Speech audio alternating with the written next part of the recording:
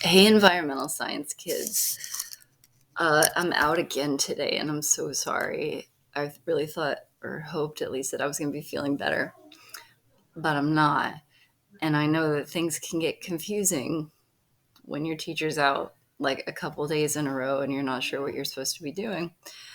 So I thought I'd make you a video to explain what you should do today, which will be Wednesday. Okay, so this is classroom, right?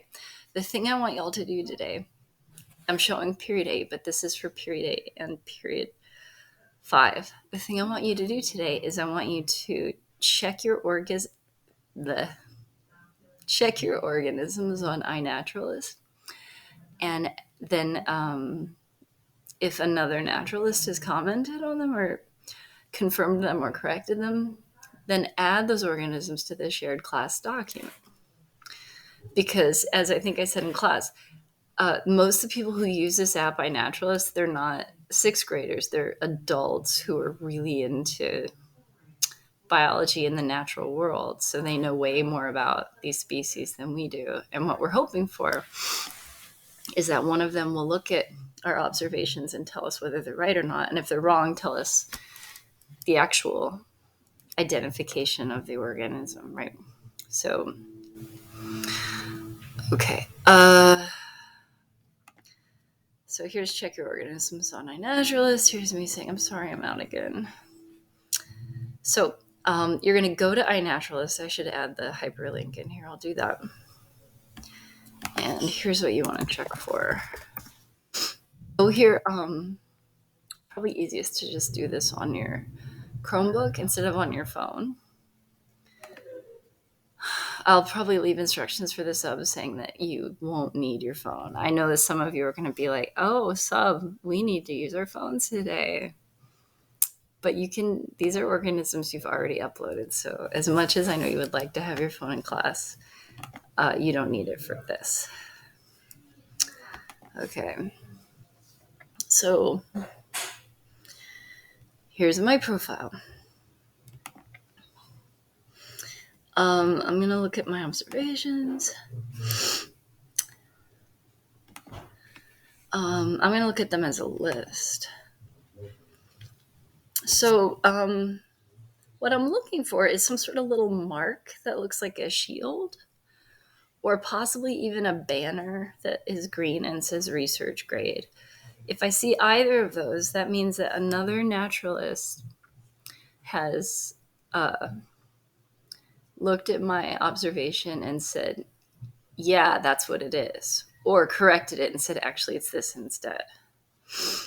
So it's not just an app telling me what the organism is, because the app could be wrong, right? It's a human being who is an expert in this stuff.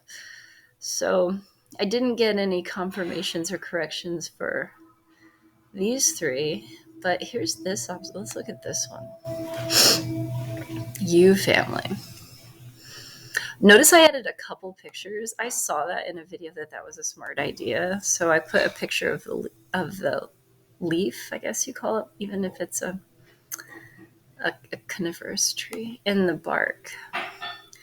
And I suggested that it was this thing Torreus, because that's what the app suggested. But then Andrew Tree said, no, it's yews.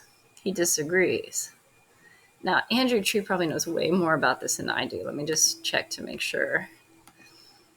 Yeah, first off, his name is Andrew Tree, right? Second, I actually recognize him. He's on this app a lot. And look at this. He's made 700 observations and 15,000 identifications. Identifying things is like that's his jam. Like, that's probably his hobby, is going on here and identifying trees. So I'm gonna trust that he knows more than the app's algorithm does, and I will say, yeah, thank you, Andrew. So it's a U. Hopefully you remember that video I asked you to watch about scientific names. The genus is like the big category. We don't yet know the species, but we know it's a U. What type of U? We don't know. But he said it's genus Taxus, which is the U genus. So since Andrew told me that, what I'm going to do So I'm going to go into the shared document. This is a document all the kids have access to. It's linked in this assignment. This document is going to be like the database of all the organisms that we have observed that live in Ridgewood. There are already some in here. And I'm going you to add to this document some organisms you saw that somebody on iNaturalist confirmed or corrected for you. So I'm going to scroll down, find empty place. Common name. Common name is you. I could also put the scientific name. Why not? I'll just do that. Texas. You may remember scientific names go in, what do you call those things? Italics. Okay, so photo. This can be just an internet photo that resembles the pic you took. So you don't have to try to get this picture over here, although you could. Is that easy? Copy image. Oh yeah, it does work really easy. But I don't have to do that. I could also like go to a new tab and do genus taxus.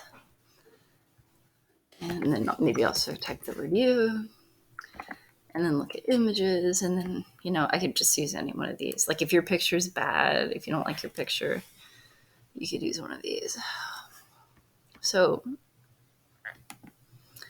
okay, so put the picture. Now I need to say whether it's an autotroph, an herbivore, carnivore, an omnivore, or a decomposer.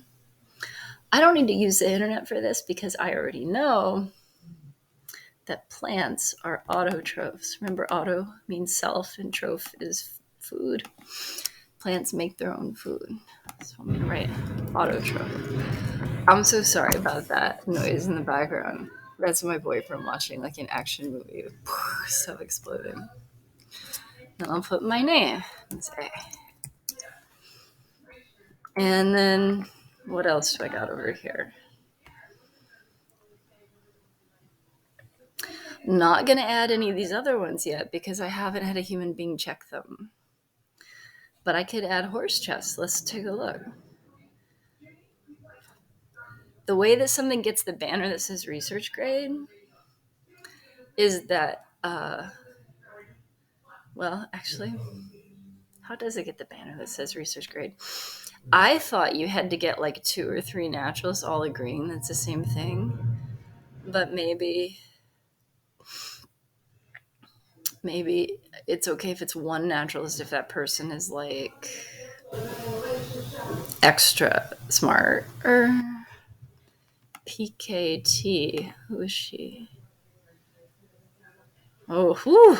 She's made 290,000 IDs. Maybe that's why she gets to make something research grade just by calling it one time. Okay, so yeah, so my horse chestnut is research grade now. Research grade means that Rachel Arndt Schemmel in Ridgewood, New Jersey, officially saw a horse chestnut in Ridgewood, and any scientist across the world who went on this app could say, yes, there's a horse chestnut in Ridgewood. We know it because it was put on this app and these other reliable people checked it and agreed with it. So grade just means like level. So this is like a research level observation now, and a scientist could use it. Anyway, there's my horse chestnut. The genus is Aeschylus, and the species is Hippocastanum. Hippo means horse. The castanum, I'm not sure what that means. I could Google it if I wanted to. Anyway, I'm going to go over. I'm going to add horse chestnut. And then just, for fun, because I'm a big old nerd, I'll put the genus Aeschylus Hippocastanum.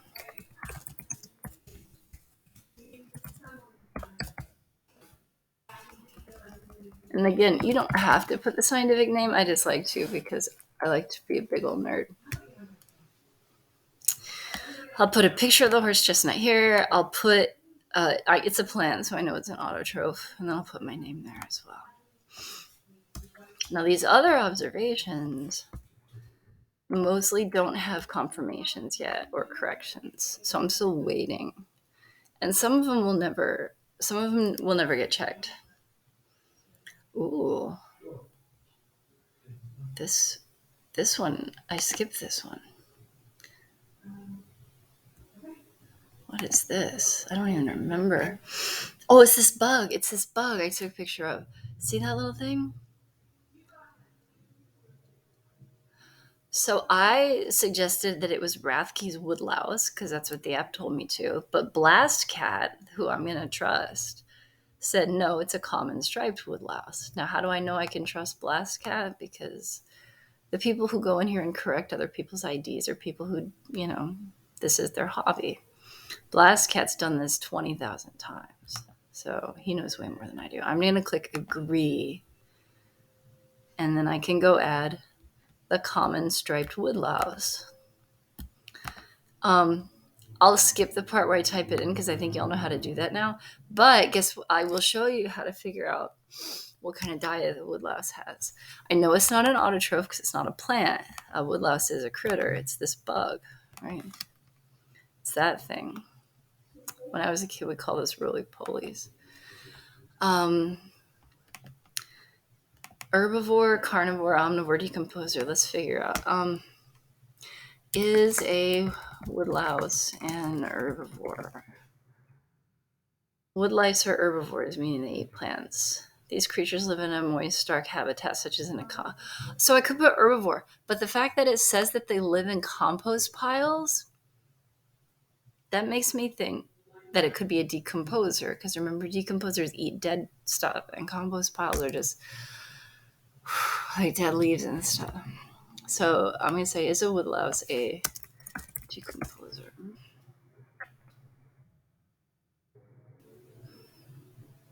It doesn't show up here, so I'm going to put woodlouse in quote marks. Oh, that movie is so loud. I could go ask him to turn it down and he would. I just don't feel like getting up because I'm sick. All right, woodlouse decomposer. Oh, they are scavengers / detritivores. What is a detritivore? I think I remember that.